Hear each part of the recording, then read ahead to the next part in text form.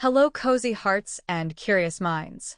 Today, we'll hike up to Cloudnest Mountain to meet Luna the llama, a kind new friend who discovers that sharing even a small part of herself can help build a big feeling of belonging.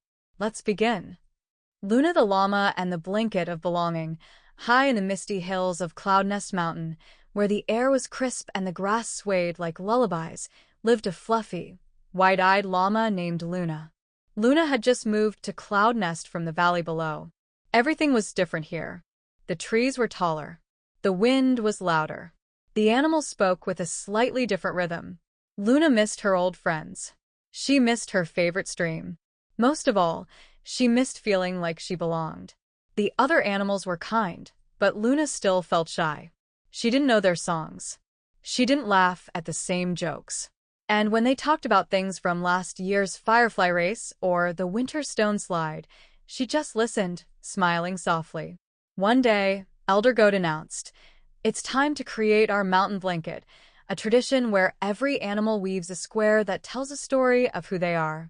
The blanket would be stitched together and hung at the village gate to celebrate the beginning of the season. Everyone cheered. Luna's ears twitched. But what if I don't have a story to tell? She wondered.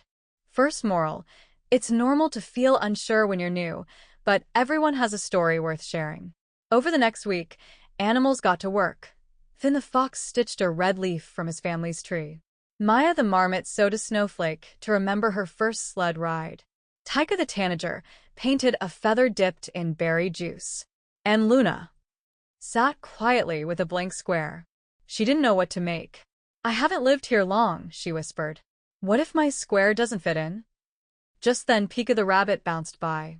"Need help?" she asked, her nose twitching. Luna nodded. "I don't know what to make." "Well, what do you love?" asked Pika. Luna thought. "I love early morning fog. I love the smell of warm straw. And I love when someone says, 'I'm glad you're here.'" Pika smiled. "Sounds like a square already." Second moral. Belonging starts not when we know everything, but when we share even a small part of ourselves. That evening Luna began. She cut a piece of soft, silver cloth that reminded her of fog. She sewed a golden sun in the corner for warmth. And with Pika's help, she stitched the words, "Glad you're here," in tiny thread. When it was finished, it wasn't the fanciest. It didn't have a story from long ago, but it was true, and it was hers. On the day of the blanket hanging, all the animals gathered at the gate. Elder Goat tied the last stitch and raised the finished quilt. It was a patchwork of color, memory, and pride. When Luna's square was spotted, someone whispered, "Oh, look at that one. I love the message." "Glad you're here." "That feels like home," someone else said. Luna's eyes sparkled. She had given something to the mountain, and it had wrapped her in return. Third moral. When you share your truth with kindness, it helps others feel at home too. From then on, Luna felt different. Not because she suddenly knew all the mountain jokes, but because she had stitched herself into the fabric of the place.